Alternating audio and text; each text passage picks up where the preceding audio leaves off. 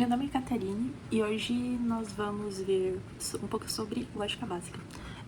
Talvez você tenha caído nesse vídeo porque você esteja se perguntando por que eu preciso aprender lógica para programar, como que a gente usa lógica na programação e por que meus professores estão pedindo isso e eu tô quebrando tanto a cabeça.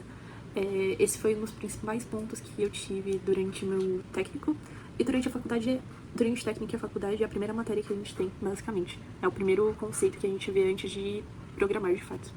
Então, eu vou explicar um pouquinho disso pra vocês hoje.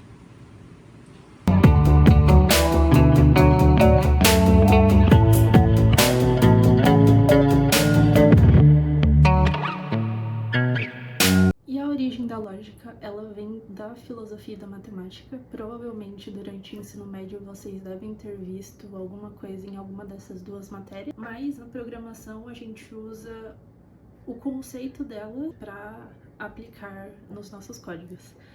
E se nós pesquisamos um pouco mais na internet, em livros, ou quando os autores citam o termo lógica, podemos perceber que ela é exatamente aquilo e como nós a utilizamos. Bom, eu trouxe alguns conceitos para vocês que podemos encontrar tanto na internet ou em dicionários, que são dois. Ela é originária do grego logos, que significa linguagem racional, e além disso, a lógica é a análise das formas e leis do pensamento. E aí, na lógica de programação, a gente utiliza ela para fazer com que nossos comandos auxiliem o computador a pensar de alguma forma. Então, organizamos nossos pensamentos em forma de código, o código é interpretado de alguma forma pelo computador e o computador consegue rodar os nossos programas. Claro, tudo isso de uma forma organizada. E no dia a dia, né, eu tinha comentado para vocês que nós utilizamos a lógica, não lógica de programação, mas a lógica, que no final das contas tem tudo a ver uma coisa com a outra. Mas nós utilizamos no dia a dia. Vamos pensar, por exemplo, quando a gente vai fazer um bolo. Nós não podemos começar colocando a forma direto no forno sem nenhum ingrediente pronto. Tem uma ordem que a gente segue, tem uma lista de ingredientes, tem todo um preparo antes da gente finalizar aquela receita que a gente pegou na internet, ou enfim, da receita de família. E, bom, essa ordem é lógica. Tem passo a passo ali para você fazer um bolo bem feito.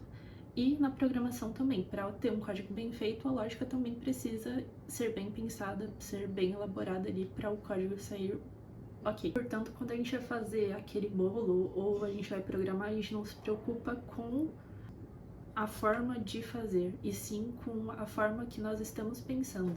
Então, antes de preparar o bolo, a gente precisa pensar no passo a passo, e assim como na programação, nós precisamos pensar no passo a passo de como resolver aquele problema que nós estamos dispostos a desenvolver programando.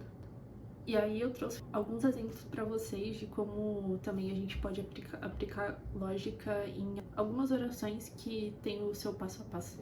Uma das mais famosas é a do Sócrates. Todos os humanos são mortais, Sócrates é um humano, logo Sócrates é um mortal. Se analisarmos todos os três casos que eu apresentei, eles seguem uma lógica. Pegando o primeiro caso, lendo a última linha, temos que Sócrates é um mortal. Ok, mas por que ele é um mortal? As outras duas linhas acima, elas complementam a pergunta que eu fiz. Então, se eu voltar nas duas outras linhas, eu vou ter minha resposta.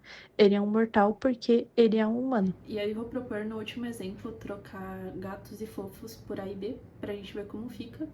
E aí ficaria todo A é B, eu tenho A, logo meu A é B.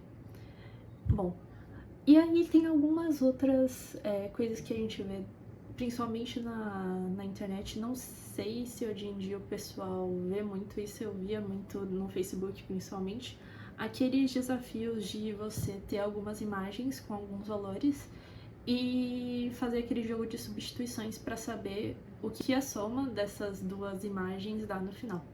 E aí eu deixei alguns exemplos para vocês na tela pra gente resolver junto. Nós temos esse primeiro, que é o que eu vou focar com vocês, E aí, como que você escolheria resolver esse problema? Vai depender muito da lógica que você quer utilizar, da forma que você pensa na hora de resolver esse problema, mas eu vou mostrar uma forma de resolver aqui seguindo um passo a passo. Será que faria mais sentido a gente começar do final, do início, da metade? Vai depender muito, de novo, da forma que você escolhe resolver esse problema. Mas vamos pensar, será que faz mesmo sentido começar pelo final? Pelo final, nós não teríamos o valor dos 3 componentes, do chocolate, do donut e do cookie, fazendo com que nós temos que voltar para as outras linhas para saber o resultado deles. Agora, se a gente começa pelo início, nós vamos ter o valor de chocolate, do donut, que é 17, do cookie, que é 3 mais o donut, que dá 20, e o valor dos 3 somados, que dá 49. Bom, podemos usar o mesmo para resolver o problema 2, mas aí eu vou deixar com vocês. Caso vocês tenham resposta, pode deixar nos comentários. E a gente também trabalha a lógica nesses casos, porque no final das contas é tudo uma dedução. Se a gente consegue igualar um resultado ao outro, a gente consegue fazer a substituição desses valores para chegar no resultado final. E aí na programação a gente usa a lógica justamente para isso, criar regras para nosso desenvolvimento, estruturar nosso código de uma forma clara, que depois a gente volte e fica, caramba, eu tô entendendo o que está acontecendo porque eu tô seguindo passo a passo aqui e eu tô conseguindo desenvolver meu raciocínio que faça com que eu entenda o código de uma forma boa. Ok, eu já sei lógica, mas por que eu vou usar isso? Por que eu preciso disso na programação? Bom, é bem simples, a gente precisa e é extremamente essencial para a gente estruturar bons algoritmos. O que são algoritmos? São os nossos pensamentos organizados para a solução de um problema.